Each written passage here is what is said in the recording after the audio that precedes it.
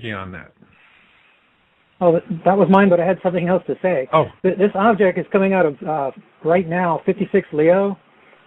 It's between the two hind legs of Leo, and that's where it's been coming from for quite a while. They don't need a special telescope in the South Pole or anything like that in order to see it. Okay. And Richard, what was your thinking on South Pole telescope? So far, I don't see where anything's coming from the south. I'm with Terral and what he was saying. It appeared to be some kind of anomaly that has been coming out of Leo. I think I might have posted the link already in the chat room, but I did a comparison about a month and a half ago, something I stumbled upon by accident, really. I was looking at some pictures by Gustavo, and one of his pictures had what appeared to be a solar system in the background. You know, a central spot with other objects around it.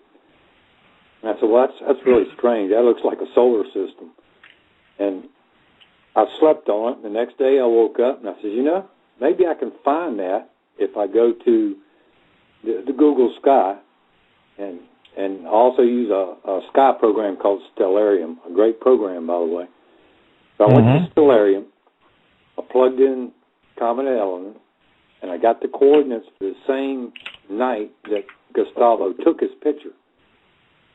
I got the coordinates off the Stellarium, went to Google Sky, and typed in the coordinates. Well, I'll be doggone if that, it took me a while. It took me about an hour to look at the star patterns to finally match it up. But that, what I thought was a solar system of sorts is there in 2007. So, I don't know what to say about that particular anomaly showing up and somebody saying it's a system of some kind. I just don't know. But it was there already in 2007. Yeah.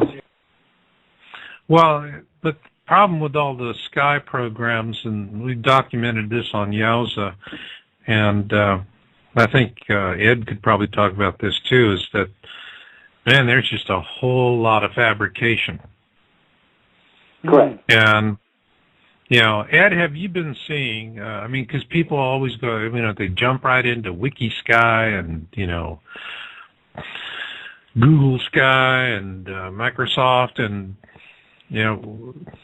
we get a lot of stuff. And for the disinformation operatives, that's just an easy thing to do. Just go in and redact those databases. You get missing star panels. You fabricate stuff, make it look kind of crazy, and people just start racing down rabbit holes. And Ed, it's you want to take that? Best tools. It's one of their best tools to get us to go down them rabbit holes. Yeah. Yeah. That's and I guess in terms of talking about the rabbit holes, because that's what I'm really seeing. Terral, you're seeing rabbit holes like crazy, right? Everywhere, yeah. Disinformation everywhere.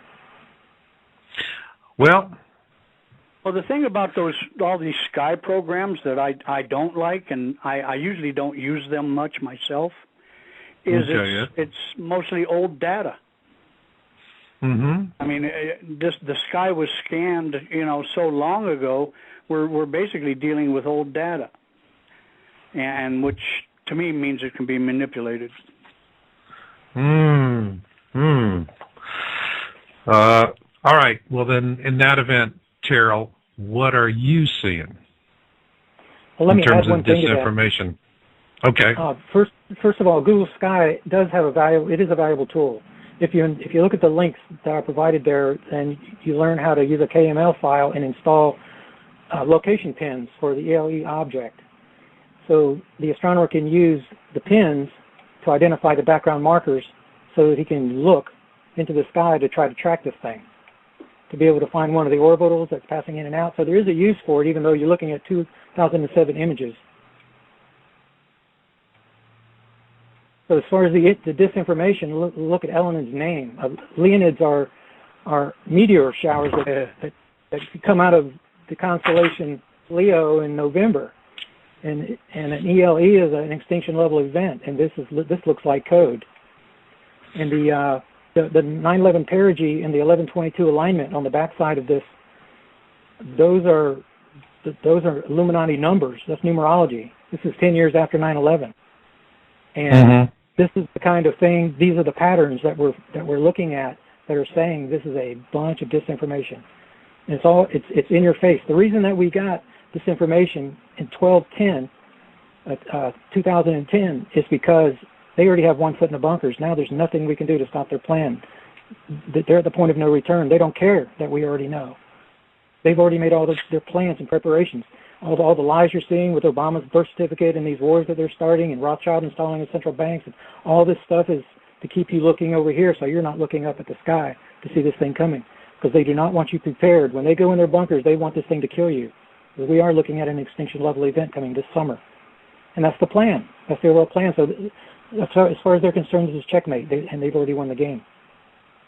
So they just really want to get everybody paralyzed. What do you think about that, Richard? Are you paralyzed? Do you think that's what they want to do to you?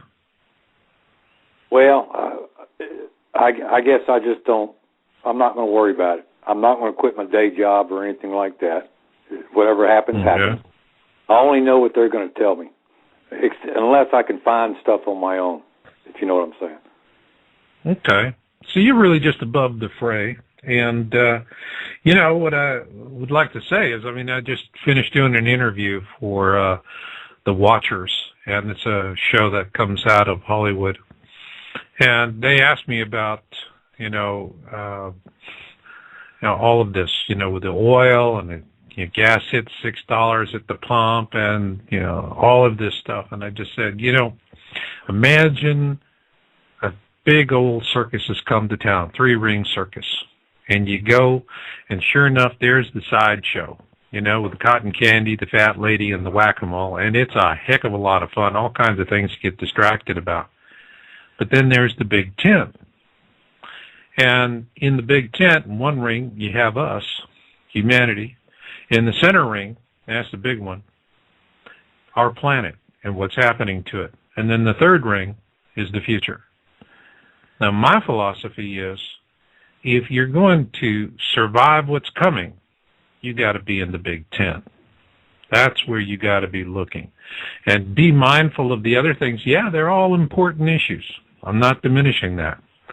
But they're sideshow. And that's the way they go. What do you think, Terral? Is it sideshow? I'm sticking with my guns that everything is diversion that you're seeing out there. And they want you to do everything except for get your food, get your water purification, get your survival location. I believe everyone needs to find a cavern to survive the solar storms that are going to come this summer, because the air is going to be unbreathable. And that's the way that this situation looks. Whenever 2 stars come together and one star comes up below the plane, right in between the sun and the Earth, to break the portals that I'm talking about, the Earth's going to go through a pole shift, and you're not going to want to be running around outside. So we need to take, for this particular threat, we need to take special precaution and do what the ancients did. They retreated to the caves, and that's what we need to do. That's what the elites are doing. They're going underground for a reason, because this summer things are going to get terrible. Well, I'll tell you guys, the first show I did on Planet X Special Report was with Daniel Dean. Daniel is, I went on a rather interesting canoe trip with Dan and 3 other fine gentlemen back in November of last year, and we were in Arkansas. And in a particular area of Arkansas where we know the top Navy brass are all retiring. And, I got the invitation just to go, and I thought it was interesting. I wanted to see what the land was like down there and why it was conducive. And once we paddled about 35 miles down the lower Buffalo and up the White, I had my answer. All right. And everything that they're building down there really is just, they've got a lot of nice homes and retirement, but it's all above ground stuff. The real stuff is below ground. But the principal benefit that they have down there is a lot of good land and a lot of water. It's very good, well location. So the question then is, for the rest of us, I can see them doing that, and Dan tells me in his business he specializes in doing power systems for bunkers. It's one of the things he does. He started his business actually taking homes off the grid and working with businesses for green energy solutions, and he's doing pretty good with that. But then he got into this network of developers who specialize in building bunkers, period. That's all they do, survival bunkers. And they're starting to get a flood of business, the likes of which they've never seen before. They can't keep up with it. One guy got over 200 bid requests in just a weekend alone. And over the years, I've sold an awful lot of books to people who have called me and asked me about general locations because they were going to get a cave. And although it seems the most favored thing for a lot of them are these missile silos, they seem to be pretty popular because they're pretty deep and pretty hardened. So I've seen this as a general trend, but the bunker building right now is at a frantic pace, such likes we've never seen before. And to put this in perspective for the listeners out there, these people are plunking down a minimum of $500,000 to build these bunkers. And these things are just nice, comfortable condo townhouse feel kind of things with complete independence off the grid. You know, they have their own air, water, waste. I mean, it's all self-sufficient, all designed to survive for 6 months to a year. They're stockpiling a lot of food. I see that, and it makes me sad because I see people who have the money and have the contacts are busting the moves, and there's nothing reticent or bashful about it. But for people out in the mainstream, they're just not waking up in the big numbers. But I don't know, maybe I'm wrong. You know, I'd like to ask each of you guys what you're seeing out there amongst people that you know, just personally within your own network. I'm going to start with Ed. Have you seen people building bunkers, Ed? No, not here in Ohio. Okay. We're flat ground USA here, and the highest place in Ohio is 1,300 foot above sea level. And that's not going to go a whole long way here. I know if I have any advance notice in that, I'm heading east toward the Appalachian Mountains. But